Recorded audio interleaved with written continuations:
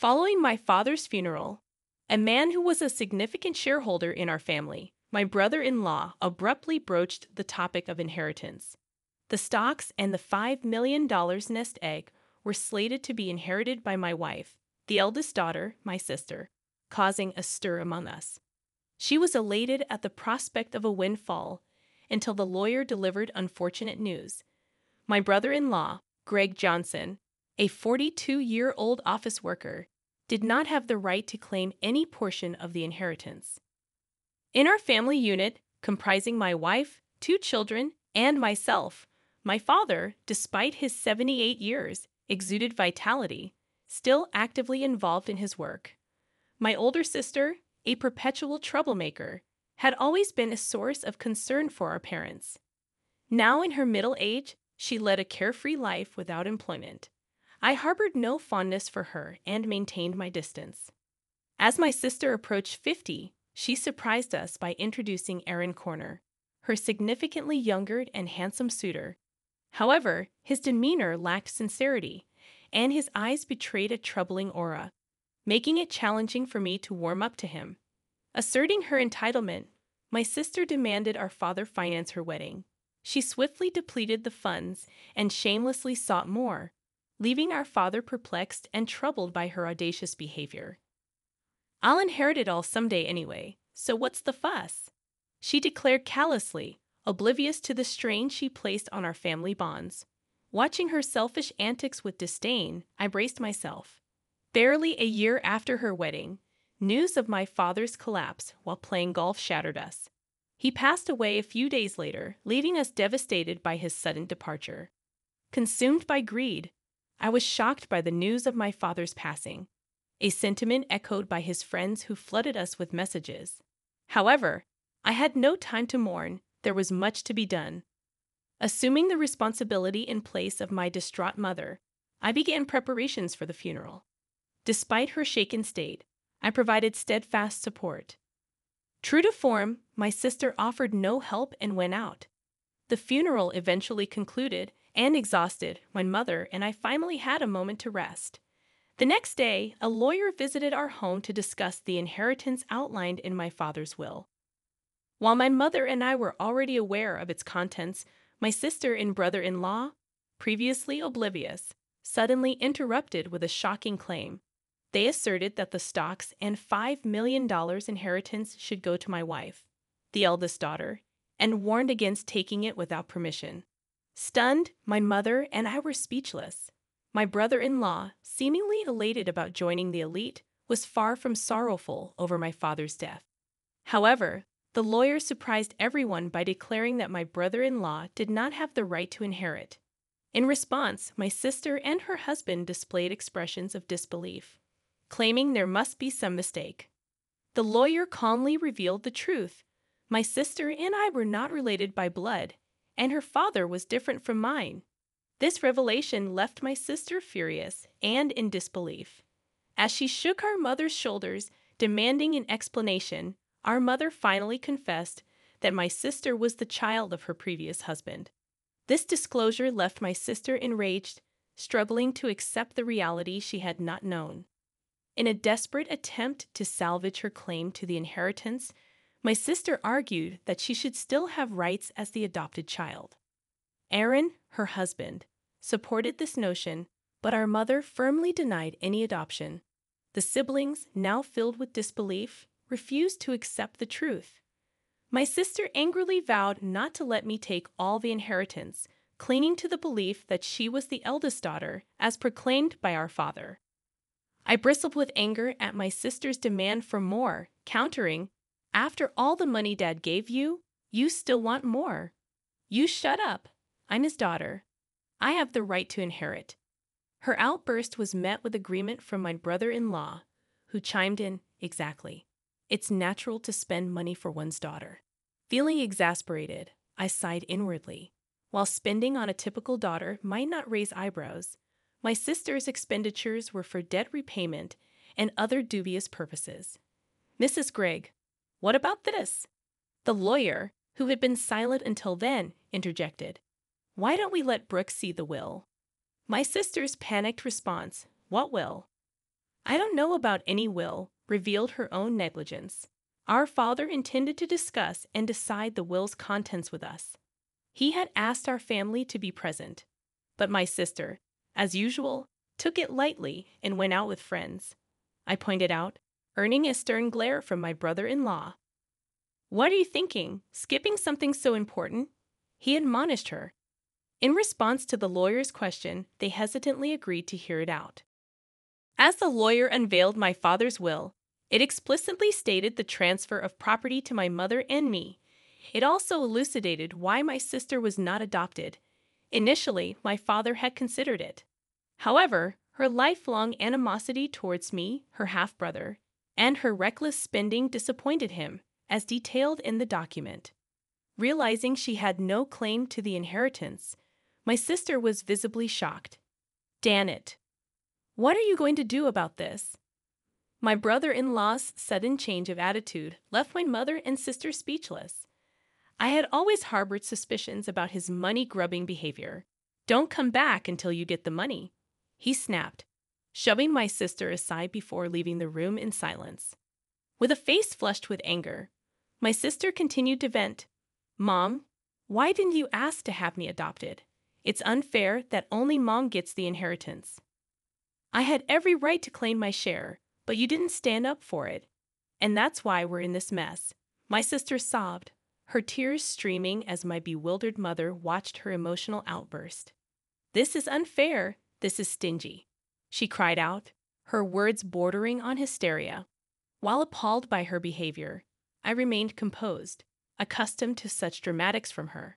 But the lawyer, accustomed to such situations, stayed calm amidst the chaos. "Why does he get it all?" she demanded, her voice cracking with frustration.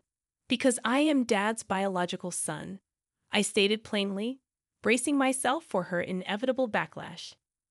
"You should never have been born," she lashed out, her words stinging like venom. Even if I hadn't been born with my sister's disposition, I knew deep down that my father would likely have made the same decision. Before I could respond, the lawyer interjected calmly, "Bro, if you keep this up, we'll have to call the police." My sister, sensitive to any mention of law enforcement due to her history of theft, recoiled at the threat. I don't know what to say. My mother spoke tearfully to my sister, but she clicked her tongue and stormed out of the room, her anger palpable. 6 months passed, and the inheritance proceedings concluded smoothly, despite my sister and brother-in-law's grumbling. My mother offered my sister a small sum of money, but I refrained from interfering. The most frustrating part for our family was their disappearance. Their unabashed greed left even our relatives at a loss for words. One day, my wife suggested that my mother, daughter, and I go out to eat. Since my father's passing, my mother had been downcast, but she brightened up in the company of her granddaughter. "Mom, why don't you live with us?" my wife proposed, but I reminded her that my sister still occasionally returned home, albeit only to ask for money. Concerned about potential trouble, my mother hesitated. Sensing her reluctance, I urged her to take her time. As we arrived at our family home, we noticed the lights were on, despite it not being the time for the housekeeper. Curious, we cautiously approached the door, contemplating a coffee break inside. But as we neared the entrance, something unexpected occurred. As we walked towards the house, my daughter's warning pierced the air, "Mom, watch out." Reacting instinctively, I shielded my wife with my body just in time. The car whizzed by, narrowly missing me, but the impact threw me against a nearby flower bed, leaving me badly hurt. The car screeched to a halt after colliding with the garage door. Far out. "Are you hurt, Dad? Are you okay?" My wife and daughter rushed to my side, helping me up while my mother trembled in shock at the sudden chaos. From that moment on, a day of turmoil unfolded. An ambulance rushed me to the hospital where I had to be hospitalized briefly. Later, I learned that Aaron Warner, my brother-in-law, was behind the wheel during the incident. According to the police, he claimed he mistook the accelerator for the brake, but doubts lingered in my mind about his story. Amidst the commotion, my sister and mother visited me in the hospital. During a brief absence when my mother went to arrange flowers, my sister cast me a cold glance and remarked, "You're only tough in body, huh?" With a hint of disappointment. I couldn't help but respond with a wry smile, teasing her about her plans falling apart if I had perished in the accident. I mentioned my preparedness regarding inheritance, which caught my sister off guard. Her shock was palpable when I revealed that my share wouldn't go to our mother. Infuriated, she accused me of greed and demanded a portion of the inheritance, even grabbing my collar in frustration. Refusing her demands, I emphasized the importance of family responsibility and integrity, sentiments that seemed to only further enrage her. Our mother, returning at that moment, scolded her sharply, and the nurses swiftly escorted her out. Despite my mother's desire to protect her, my sister's behavior saddened her deeply. As her health deteriorated over time, my wife and I increased our visits to the family home to support her, but my sister's resentment seemed to intensify. In a surprising turn, my sister called, informing us that they would take care of our mother from now on, rejecting our assistance. My wife shared how she was turned away, concerned about how my sister, inexperienced in household matters, would manage alone. I immediately reached out to my mother, only to discover that my brother-in-law had experience in caregiving. Thankfully, my mother remained independent and wasn't in a worrying state, which reassured me. However, within just a month, she was rushed to the hospital in an ambulance due to a medication dosage error. When we arrived at the hospital, she appeared shockingly weak, and even the doctors seemed puzzled by her condition. The situation at our family home was distressing. Despite my mother's love for cooking, the fridge, usually stocked with fresh ingredients, was empty. Even more concerning, the helper had been abruptly dismissed. Feeling ashamed for trusting my sister, anger surged within me as I discovered a significant amount of money missing from my mother's passbook. While the inheritance was safe in a bank locker, there was hardly any money left for living expenses. Returning to my mother, I explained the situation and revealed my sister's betrayal. Mother seemed unaware of the passbook issue but was shocked nonetheless. Concerned, I urged her not to let them into the house anymore, especially considering its state and her declining health. "Let's live together, Mom," I proposed, promising to build a new house where we could stay together. Moved by my suggestion, Mother shed tears. However, despite the doctor's efforts, her condition continued to worsen, burdened by her troubled relationship with my sister. Ultimately, Mother passed away without recovering. At the family home for the funeral, I discovered that all valuable items had disappeared, presumably taken by my sister and brother-in-law in need of money. Overwhelmed with anger, I resolved to make my sister take responsibility for her actions, both for Mother's sake and as atonement. The day after Mother's funeral, my sister and I met at the lawyer's office to discuss the inheritance. "Condolences, but as her daughter, I'm entitled to Mother's inheritance," my sister asserted with misplaced superiority. In response, I couldn't help but laugh involuntarily, seeing her misconception. As the lawyer revealed the contents of the will, my sister's demeanor shifted dramatically. "You're joking." "Why?" she exclaimed in disbelief, as she learned that she wasn't entitled to any inheritance. Despite her protests and my brother-in-law's anger, the lawyer reiterated the terms of the will. Accusations flew as tensions rose. "You planned to kill Mother, didn't you?" I confronted my brother-in-law, who denied any wrongdoing. My sister grew increasingly agitated, blaming me for her financial woes, even falling behind on condo payments. I was taken aback by my sister's absence at Mother's side after her passing. Instead, she seemed preoccupied with other matters, likely hoping for a significant inheritance. However, as the lawyer detailed, there was little left to inherit after what my sister had withdrawn and sold. She appeared crestfallen, unable to comprehend the reality of the situation. In truth, Mother and I hadn't disclosed that most of her property had already been distributed to my children, her grandchildren, leaving little for my sister to inherit. Despite this, she continued to voice her dissatisfaction, prompting my frustration.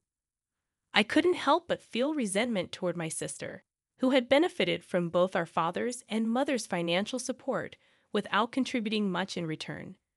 Mother thought she could rest easy knowing you would take care of her, but you just took her money. You're a true disgrace to our parents. I expressed my frustration with her selfishness. Attempting to reason with her, I offered to cover any necessary expenses for Mother's care if she could provide receipts.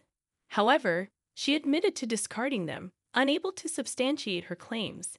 In the midst of our discussion, my brother-in-law attempted to mediate, suggesting that I help her out as family. However, I couldn't bring myself to offer assistance.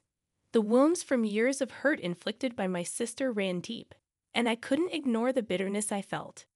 Even when my brother-in-law mentioned an accident, insinuating that my sister would have inherited everything had it gone as planned, I remained resolute.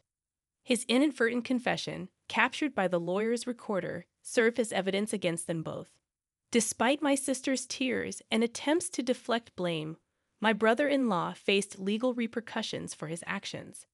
As suspicions about his past emerged, police involvement became necessary. In contrast, I chose to focus on my own path, working diligently and refraining from relying on inheritance. Now, receiving stock dividends has become a simple pleasure in my life, a reminder of my commitment to integrity and hard work.